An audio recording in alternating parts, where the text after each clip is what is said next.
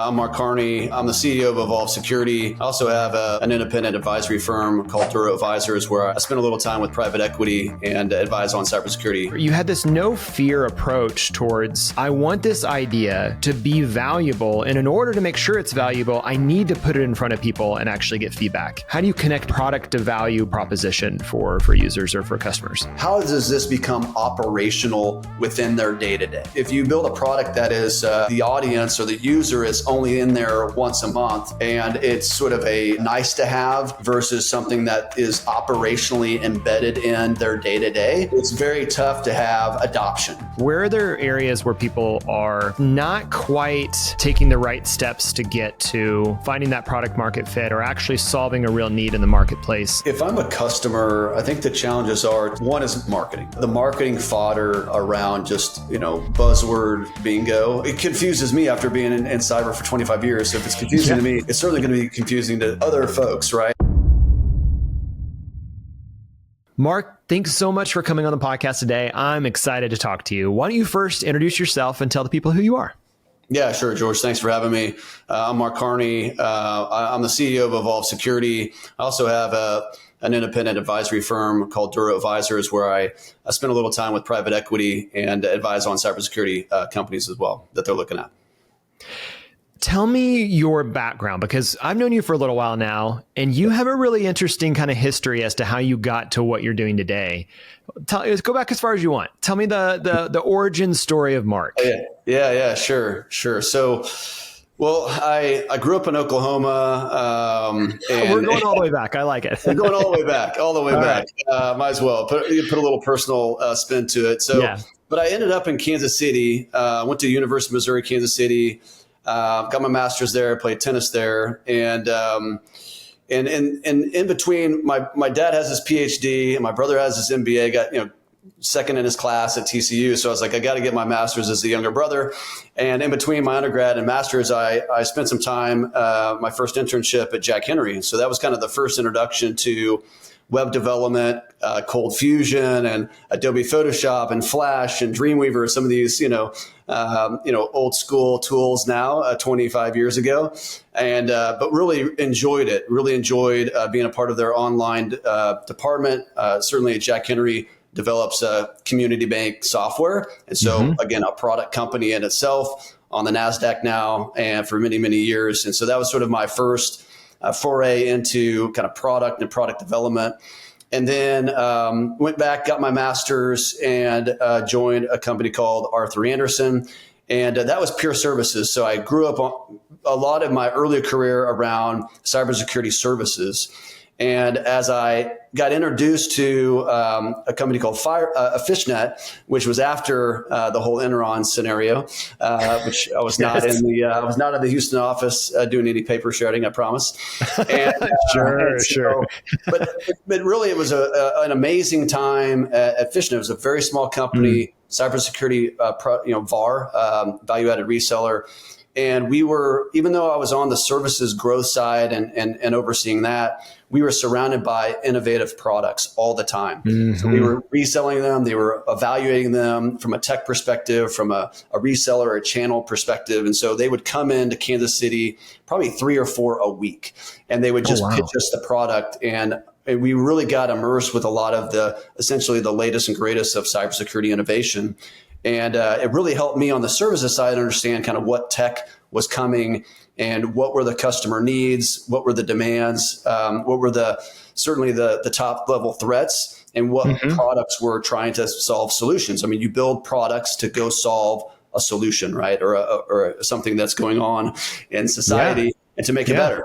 And so for us, it was really, really impactful and meaningful to not only be on the services side to protect companies and enterprises around cybersecurity threats, but also bring innovative technology to protect and defend against these adversaries out there. So it's always been a very purposeful and meaningful part of my career. So, and I want you to keep going because there's more to the story after this, but it's interesting because you kind of started in building, and then shifted over to the services and reselling and really being able to see the other side of the coin, which is how do these tools get used in the world? Okay, so keep going. So that's good. That's good context for us, because I think this is oftentimes people that are in product don't always get to see both sides of that coin. That's good. Well, and then I surprised myself after 12 years of being at Fishnet, and for about a couple of years, I thought that I had a pretty good product concept. And so at night, I started to do some renderings of, what this UI would look like, and doing some prototyping by hand and then by software. And I was like, I think I might have a pretty good, unique idea. And so I took a leap of faith and left Fishnet and went to a product company called Firemon. And Firemon was a firewall management company. And I really needed to learn how a software company ran all the ins and outs, right? Development to KPIs to, what kind of, how to do operations at scale. And then I felt like, okay, if the idea was still there and the concept was still relevant to the market, then I could then branch off, raise money, and build my own product. And so I spent some great time there, got incredible experience at Firemon, and was a GM of a tuck-in acquisition called Immediate Insight, which was an analytics platform that we were kind of embedding in sort of the primary parent product at Firemon. And then I got an opportunity a couple of years later to join a company called Cybersecurity, and got some funding to go build this sort of platform. The journey. And that's when, you and I first met. I had a product concept called Secure Blueprint.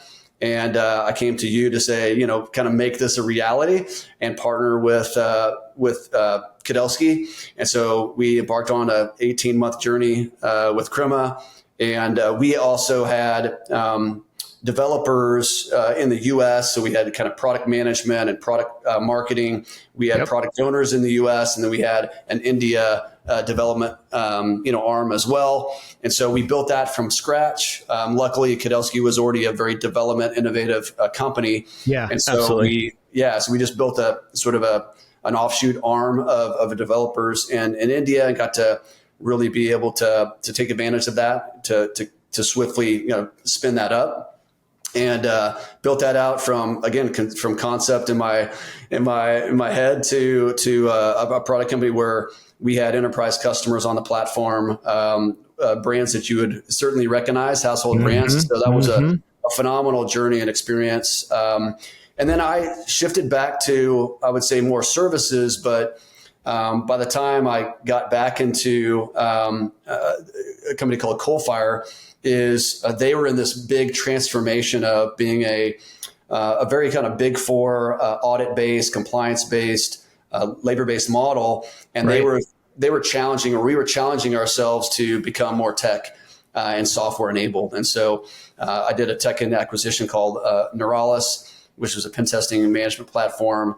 And we put all of our pen testing customers on there. And again, had to think about product strategy and be in that product strategy role, be very, talk about sprints and what we were doing and releases and everything else. And so that was also a phenomenal experience and very successful in, sort of the transformation of a software oriented revenue and more predictable revenue that comes with a tech-enabled business model, and a shift to that kind of services delivery model versus labor-based. I think what's fascinating, what's really exciting about your journey is, like I said before, you've really kind of continued to cross these two roads of, not only do you have the ability to realize a dream and make something, which is, I spent enough time to know that we could nerd out on what's the next idea, right? All the way into, there's a lot of folks that have a desire to make something that don't really think about the distribution channels, the sales channels, the service support channels, et cetera, on how to complete the story, which is, products don't exist just to be a product. Products exist to be used. Yep. And I remember when we worked together, which I don't talk too much about this on the podcast, but I'll mention it, is that there was a situation, and I won't name names or expose any companies that were involved here, but you had the opportunity on your platform to get access to a really, really high level CISO. And I remember it was just like, well, why wouldn't we ask for permission to show it to them? And you had this no fear approach towards, I want this idea to be valuable. And in order to make sure it's valuable, I need to put it in front of people and actually get feedback. Tell me about that story over kind of the different places you've been or where you're at now. How do you think about that when you're either incubating an idea or even reselling an idea? How do you connect product to value proposition for users or for customers? Yeah, no, I think Secure Blueprint is a kind of a perfect example. I mean, within about a 6-month stretch, I talked to 120 CISOs. Yeah, it was nuts. I remember thinking, how are you doing this? Yeah, I don't know really how. I guess I was very fortunate to know a lot of them, but we did a lot of dinners as well and got some feedback in groups. But certainly, we immersed ourselves in customer feedback, and how are they going to use it? What's valuable to them? How does it sort of integrate within their current strategy and the way they evaluate their maturity? It was a maturity-based kind of model. And so we were really, what's their KPIs that they report to the board, right? Most common. Why are those impactful? Are they resonating? Are they relevant to the board audience? So we were just constantly, and yes, you have UI feedback, but really it's about how does this become operational within their day-to-day? If they're not, if you build a product that is, the audience or the user is only in there once a month, and it's sort of a nice to have versus something that is operationally embedded in their day-to-day, it's very tough to have adoption. And adoption is huge when you go build a platform. And so we were very, I think, purposeful around the thought is how does this integrate within their day-to-day? How do we make it valuable within their life cycle of maturity, remediation, or basically like project management of initiatives, how they have budget and how they apply that budget to CapEx, OpEx into initiatives. And then also, how do they report progress to the board? And so that whole life cycle was very, very important for us to really understand a lot of different views. It's funny about that platform, thinking back, I've referenced that platform, almost any other product that we built, as how businesses should think about running their business. I mean, not even just in the cyberspace, which is what you were very targeted at, going after a particular establishing or communicating a gap, and then really encouraging ways to figure out how to establish closing that gap, or at least addressing those gaps. And to this day, I mean, and that was years ago, I still reference that tool as a quintessential idea. And I think that was something you're really good at, is bringing ideas that are kind of core business ideas, right? I mean, what it was doing a gap analysis. And then what it would do is help you to address how that gap analysis could be solved, but not only solved, but financed, and everything else. Right. How much do you think whether it's your background in kind of business, technology, and services, where do you see those kind of Venn diagrams overlapping as you think about what types of products work in the market? And I mean that, and let me qualify a little bit. I mean that not only maybe in the things that you're making, but also you see a lot of products. What are the products that succeed in doing that well, and why do you think that works? Kind of that business product and services kind of mix. Yeah. Well, at first, I think that every concept or product idea comes from a vantage point of sort of the original sort of idea creation, right? And that person has a lens of the world or a lens of the issue or the problem. And, I think very common that lens is a tech oriented view of the world. And that can be wonderful, but also very limited in, okay, you've got this technical solution or, thing that you're trying to solve. But the broader use case of, what's the ecosystem around that, right?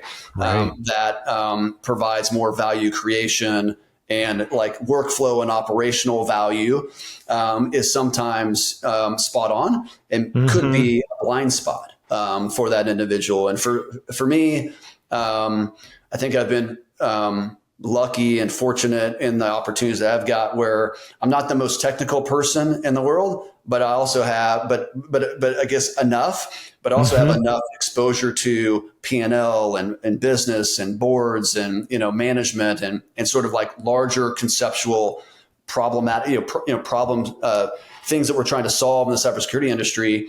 And so I just do the best I can to try to stitch those experiences together to say, okay, now what's the outcomes that a particular persona would have, whether it's a CISO or vulnerability management team or, identity and access management, whatever it might be. How do you then go stitch something together and then understand the value that you're bringing, through the product that you're building? You don't have a product title, but it's funny because like basically everything you just described there is the best of product leadership, right? About how to think about the true problem you're solving, how to connect that both to a business and user experience and technology awareness so that you're not over indexing on any one of those things. You could say, well, the business model works, but I have no idea what it takes to build it. Or I know exactly how to build it and it's going to take forever, but we never have to get an ROI because if it exists, they will come, right? That kind of thing. Yeah. And I think your mix on that is really what our audience is constantly trying to figure out. And it's hard, right? Because it is awareness of more than maybe what is your forte. Yeah, I think it's one of those things. You have to lean on and building a team around you that I think that fills in the gaps that you don't have as far as your perspective or talent or things like that. Because one single person with a lens and trying to build a product, that is why you don't do this alone. It's not in a vacuum, and you got to build. You got to bring partners and internal people. That's why we came to Crema, right? And that's why we built out, capabilities internally to make sure that we've got all the right capabilities, all the right perspectives, and then certainly, the interaction with customers and getting that constant feedback, right? Pindo and visibility, like once you build an MVP or once you build, it doesn't stop. The learning continues. You never lose. You can just learn, right? And so I like that. If you lose a deal, you're not losing. You're just learning, and it's just a constant iteration of making the product better. It's the same thing with services. You do something once, you get pretty good. You do it again, and it's kind of this constant, improvement. And so that's sort of the mentality when you build a product too. I'm curious. You mentioned teams. So we've talked about you've been on a number of different teams, both because you've moved from different companies to different places, but even while you've been at certain places, you've been on multiple teams. When you think about the teams that you've seen be most effective at producing or building solutions that actually serve a real need or find product market fit or whatever that language is that you want to use, that actually don't just sit on the shelf or aren't, built by just an engineer all alone. What does the team look like? And again, maybe there's the other side of it, what a team shouldn't look like. But I guess where have you seen the sweet spot for what a great product or a great innovation or a great even services in that mix team look like? Yeah.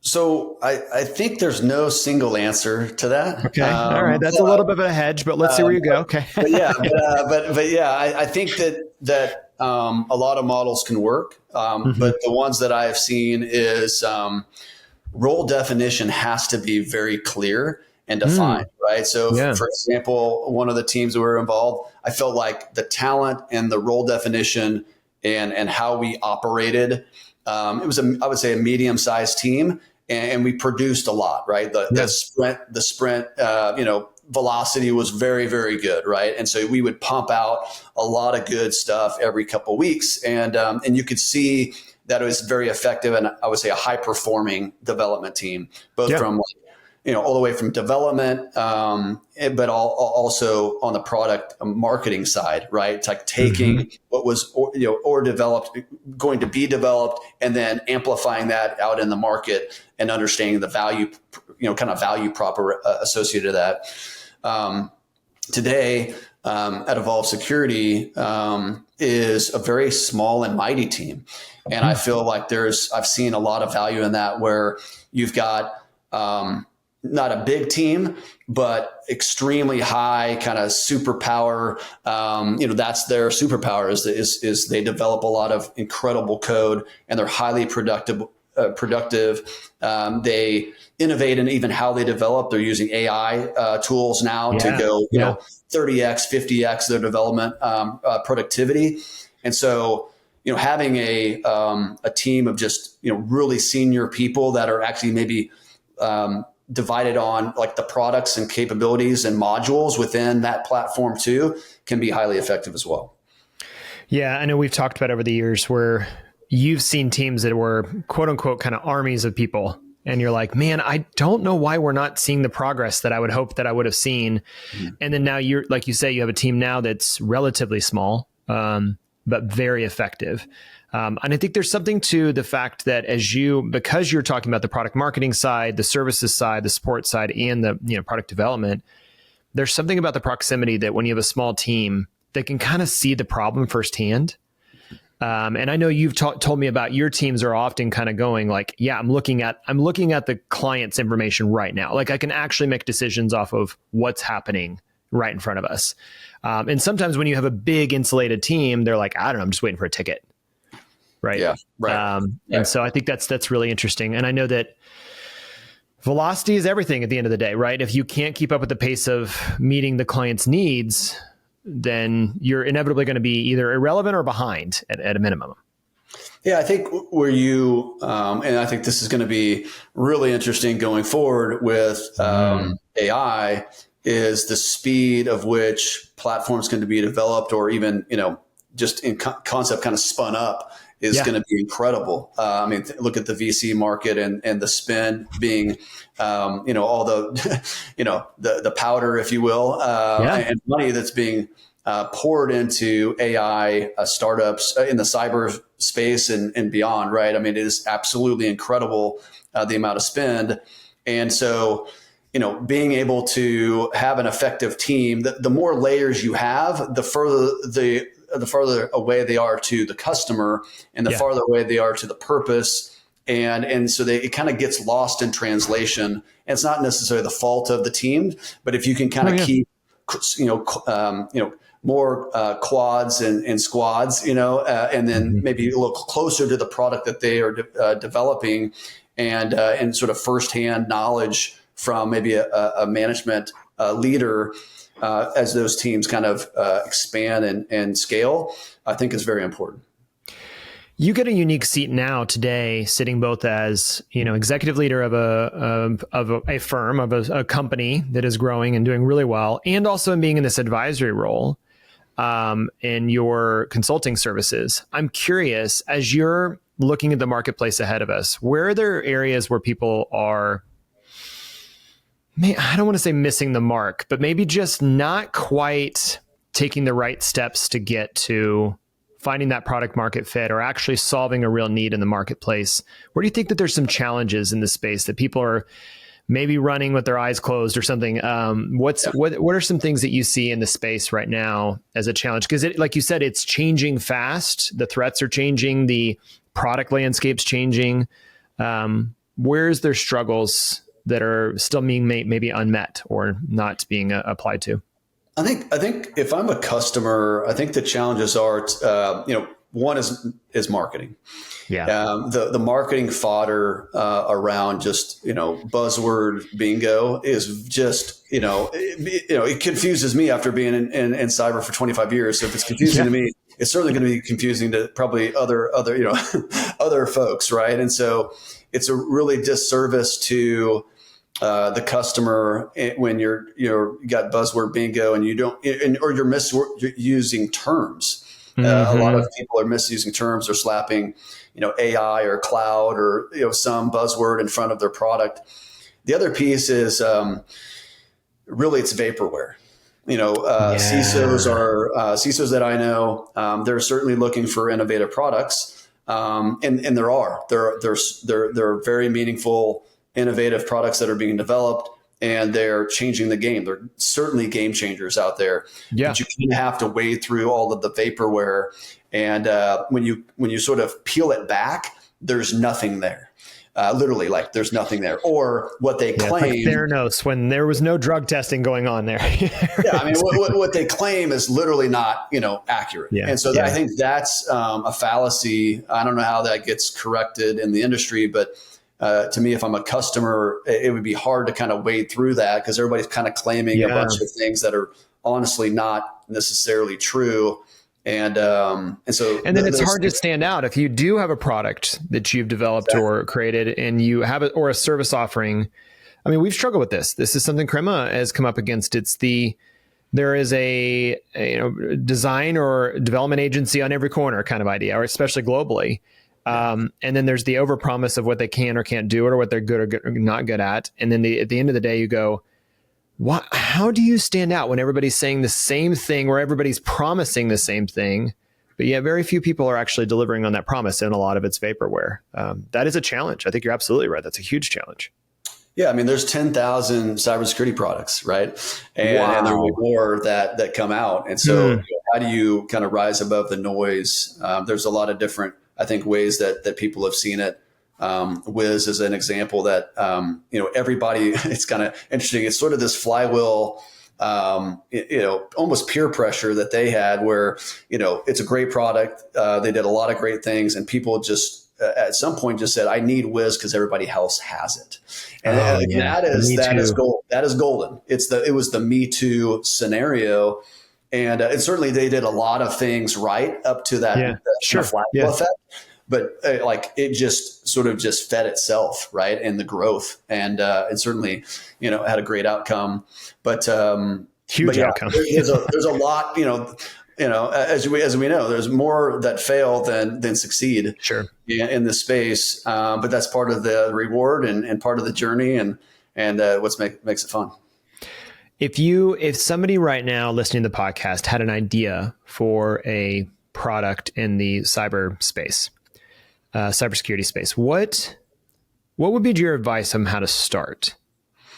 So this is, maybe there's obviously a funding issue, but let's assume they have enough runway to at least get an idea up and out. Where do you start? What's the first? You mentioned the fact that you were like sketching with Photoshop back in the day, Secure Blueprint, the early versions of Secure Blueprint.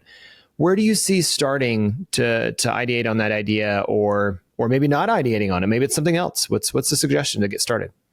A couple of things that I would consider is one, start to think about a pitch deck, right? You're eventually going to raise funding or fund it yourself or whatever, but to kind of understand, that process, right? And the things that you kind of have to think through as a founder and as a startup. So I think developing and kind of putting sort of your thoughts on paper is very, very important as a startup founder.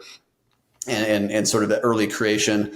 I know that if you build a product that is not conceptual, like a click through, but it's actually real, that you're going to get a lot more attention from investors than sort of this conceptual kind of click through prototype. And so I think that if you've got those capabilities, some founders do, some founders don't. Some founders have to go get a co-founder that is a developer to go build that sort of first iteration. But I think that's important too, is to kind of show firsthand what's that you can build a product, right? That you've got an MVP. And AI is starting to help with that. I mean, like it's not 100% there, but you can at least conceptualize pretty highly functional prototypes at this point. That's right. That's the speed of folks that are going to be, and just the access, right, to be able to do that is going to be, very, very different going forward. But I think that's important too. And then getting some champions, right, like some design partners early on that truly believe in what you're doing. And what's interesting to me is people can say that they like what you do, but that's very, very different than them getting out of their pocketbook and spending money on it.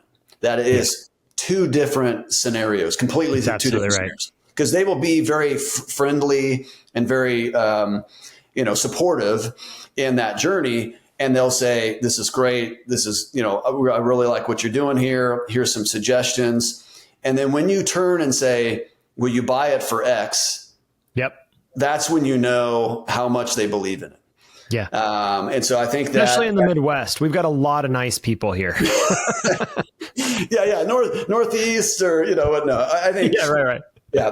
But I think it's also how you approach your design partners too. Yeah. You got to pick folks that are going to be hard on you, that are going to be honest, transparent, and truthful around, will they buy the product? Would they have budget? How does it fit within their budget? Is it a replacement? Is it net new? Is it CapEx, OpEx? How are they going to figure that out? Those are all questions that you kind of want to think ahead as much as you can. Yeah. So when you build the product, you don't get to a certain stage of distribution or the sell process, and then you go, uh-oh, I didn't think about that. Yeah, I've seen some of your work with both, your advisory work as well as the companies that you've worked at, because we've kind of walked alongside you along that at least a couple of those companies. Yeah. And I've always been impressed by both your ability to storytell with the least amount of words possible in those decks. You've challenged me on this, and I'm the worst at saying less words. You know this about me.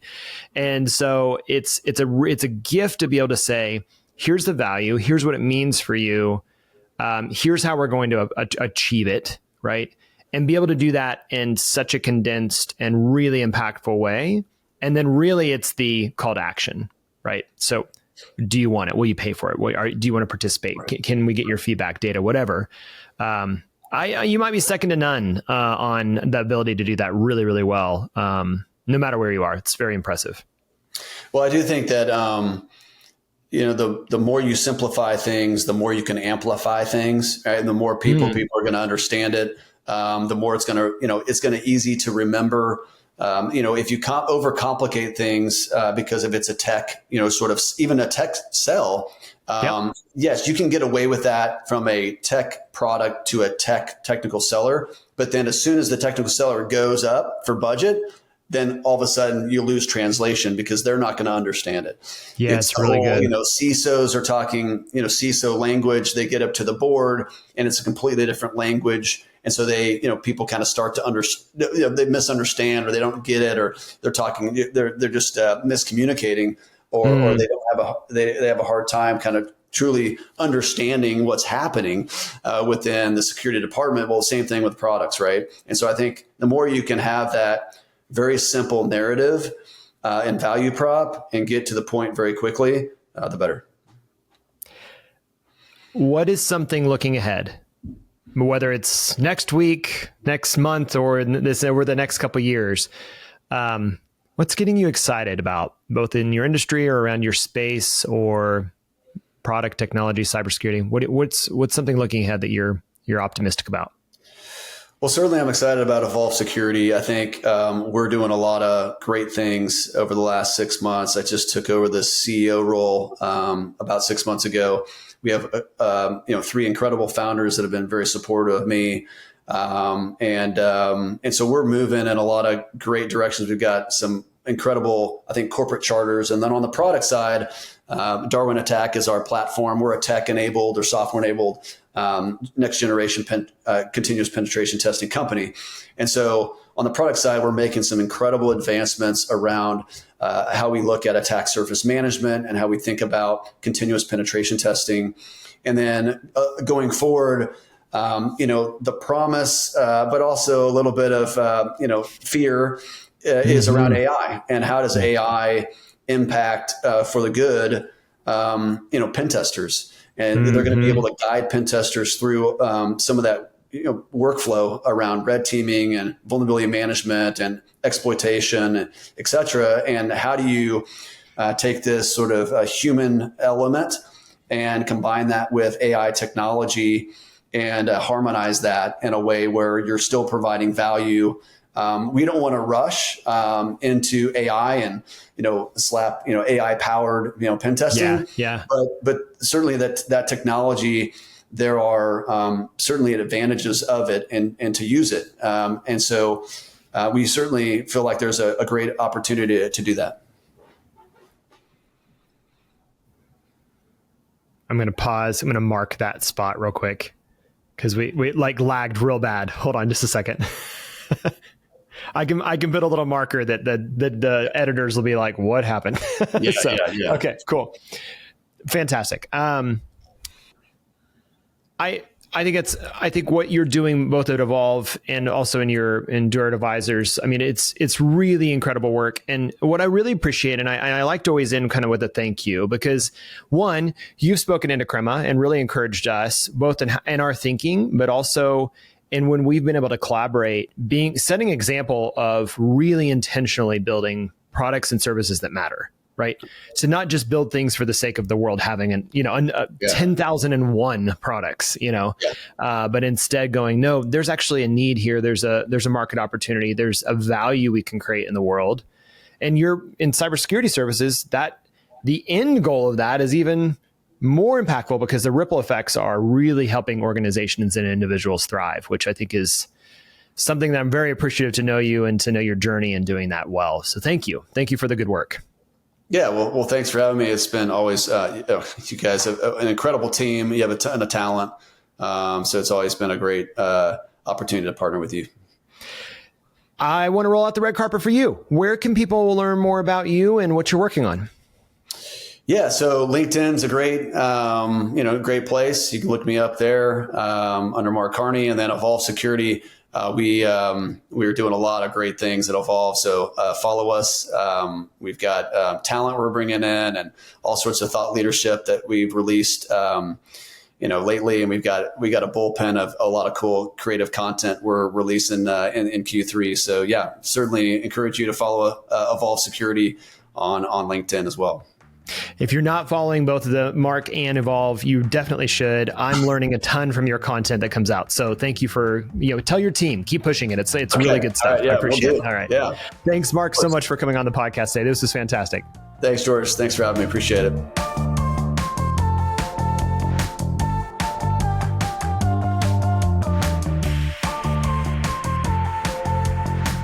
People of Product is brought to you by Crema, a design consultancy that helps forward-thinking leaders discover, understand, and execute on their greatest opportunities. Learn more at crema.us.